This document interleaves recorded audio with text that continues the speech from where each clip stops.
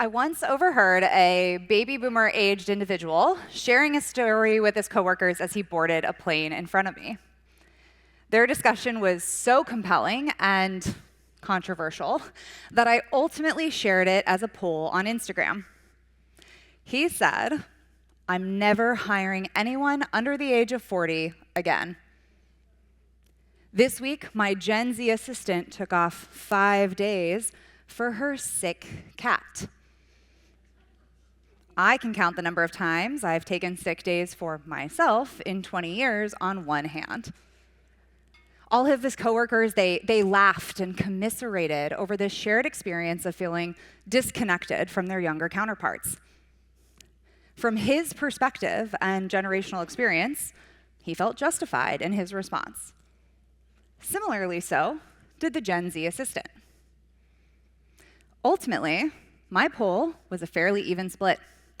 47% in favor of the Gen Z assistant and 53% in favor of the boomer boss.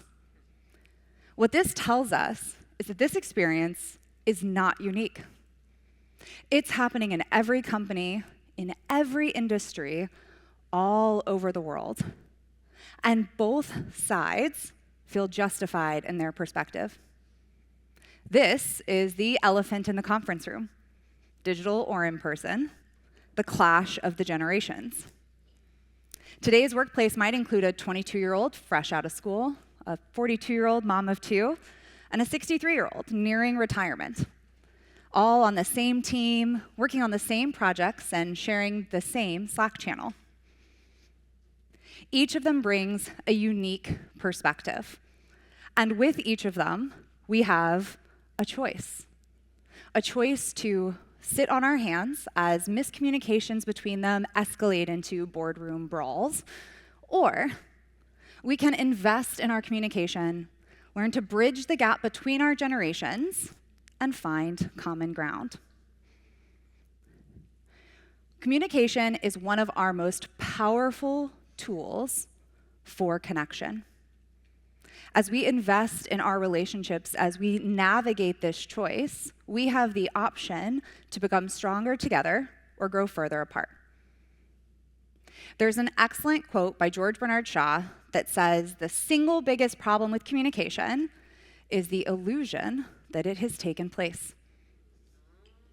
Have you ever sat in a meeting or on a call and thought, I think what they're trying to say is something, and yet that person felt that they were communicating with complete clarity? This miscommunication is happening all the time, and now being exacerbated in a situation where we have everyone from the intern to the CEO in the same room. Like so many people, I learned this the hard way. I thought I was a great employee, very excellent at my job, hardworking, willing to put in the hours. And it wasn't until someone had the courage to tell me the truth that ultimately changed everything. I can still hear his voice today. He said, "Kendall, no one likes working with you." And it's not because of what you're capable of, it's because of how you make them feel. Now, as hard as it was for him to say that, I can assure you it was harder to hear. But so often we avoid sharing feedback that will truly help another person improve, that will truly help another person grow. And there's a way to share that truth in hope, in kindness, and in expectation of improvement. That moment for me was a gift and an opportunity for true self-reflection. And upon self-reflection, I found out I wasn't very good at communication. And so often people will come to me and they say, "I'm doing all the right things. I'm working hard, I'm showing up, and nobody seems to notice." And what I find is they're saying all the right things in all the wrong ways. And this holds them back, not just career-wise, but relationship-wise. By changing our delivery, our style, and by setting clearer expectations, we can improve our experience, our trajectory, and our relationships. Because communication is a skill that can be learned and it can be taught. The best way to help fix our workplace is to understand and not stereotype the different generations that we work with. Because workplace communication is timeless. As younger generations are aging in and older generations are aging out, the importance of communication will never die. So let's meet the 4 generations in the workplace today. We have boomers, age 60 to 79, who value loyalty, face-to-face communication, and the hierarchy. They averaged 8 to 10 years of employment per employer compared to the Gen Z counterparts, who averaged 2 years, with 83% of themselves considering themselves job hoppers. Then we have Gen X, ages 45 to 59, who value skeptical of authority. They're efficiency-driven and they're independent. They are not willing to skip their kids' soccer games just to get a little bit higher in the hierarchy. Millennials aged 29 to 44 who are purpose-driven, feedback-hungry, and digital natives. Only 38% of whom would like to be managers of other people, per a recent Visier study. And lastly, Gen Z, aged 13 to 29, and the topic of much a discussion. They don't want to put in the extra hours and stay on late just to move up the corporate ladder. We see this in trends like lazy girl jobs on social media. So you have all 4 of these different generations working side by side, sharing the same Slack channel.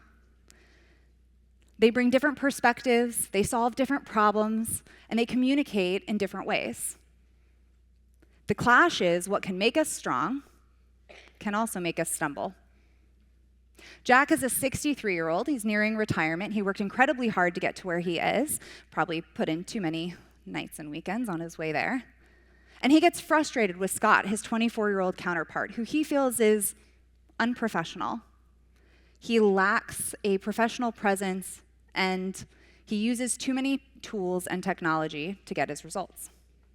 Meanwhile, Scott, who is arguably the most efficient at completing his day-to-day tasks, feels that Jack is too rigid and slow to adopt technology. Sarah, their 42-year-old director, often feels like she gets lost somewhere in the middle and feels that Jack and Scott can disregard her or talk over her. She often commiserates with Shaker, her 35-year-old counterpart in finance, that Jack just doesn't understand them. These tensions are not personal. They're patterned. And once we can name them, we can more effectively navigate them in the workplace. As Gen X and millennials are making up more of the workforce, we're seeing a shift towards preferred ways of working and away from the status quo. This calls further into question the compatibility of these generations.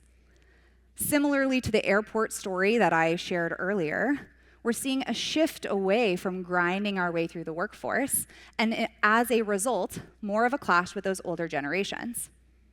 And communication in this situation of shifting priorities becomes paramount. Because with poor communication, these shifting priorities equate perceived laziness. But with good communication, they can mean strategy, they can mean boundaries, and they can mean maximum output.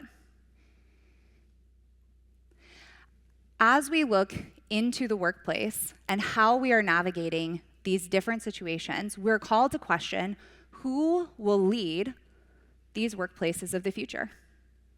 If Gen X and millennials don't want to manage people, and Gen Z are prioritizing their sick cat over finishing that report, who will lead us? There's no great answer.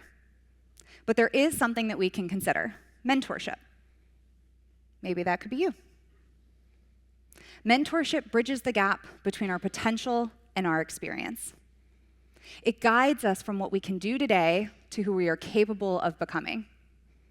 And with the average manager not receiving any training until 11 years after they start managing people, boomers have a unique opportunity to provide guidance to Gen X and millennials on their difficult journey of management. Similarly, they can partner with their younger generations to start bringing more work-life balance into the corporate culture. Already, we're starting to see an increase in wellness days, vacation days, mental health days, volunteer days, and even summer Fridays. This is a positive influence from Gen Z's presence and perspective. So how do we do this? How do we start to shift this narrative away from one of perceived laziness to one of strategic thinking, collaboration, and alignment? First, we ask, don't assume. Instead of immediately offering up contrary points or arguing over semantics and corporate jargon, seek first to understand the perspective of those we work with. Once we know why someone communicates, presents, problem solves in a certain way, we can more effectively collaborate with them. How does it feel when someone authentically asks you your opinion? How much more respected do you feel when they take into account your needs and preferences? Number 2 is we flex our style. This applies to both our language and our communication medium. Where boomers may prefer a phone call, face-to-face conversation, or more formal language, Gen Z might prefer a DM and a bruh just every once in a while. Number 3 is clarify and then connect. Have you ever sat in on a meeting, a project, an event, and it just did not go the way it was supposed to? Maybe you felt embarrassed, you felt frustrated, you felt unprepared. So often, these types of issues come down to a miscommunication or lack of communication of expectations. The best thing that you can do with a coworker with whom you have friction is ask the question, what are your expectations of me in this project, in this meeting, in this team? Opening the doors for two-way constructive communication is the difference maker when building lasting, long-standing relationships.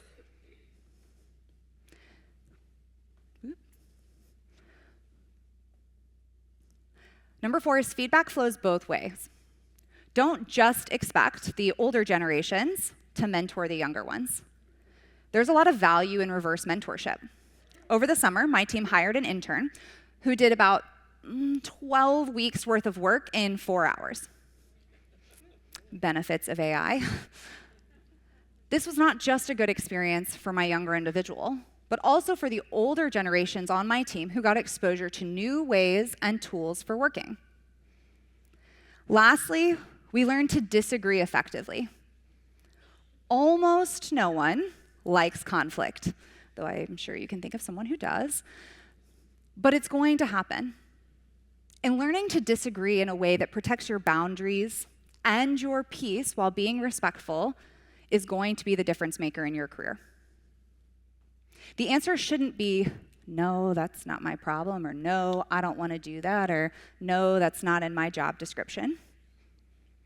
The answer lies in helping those around you understand your resource, your time, and your capacity constraints. The answer should be, yes, I would love to do that with deprioritization of a different project. Yes, I'd love to do that with more resources. Yes, I'd love to do that with a little bit more money. By implementing these tips, I was able to go from no one likes working with you to 5 promotions in 6 years and offered a C-suite position. The same tips will work for you too. The communication problem is that we don't listen to understand. We listen to reply. And Stephen R. Covey's quote is absolutely applicable in today's working environment. Because we all want the same thing. We want to be seen, we want to be heard, and we want to be valued. And each generation will bring different strengths, and communication will continue to be our most powerful tool for connection. Every generation knows how to speak. The real question is, do we know how to listen?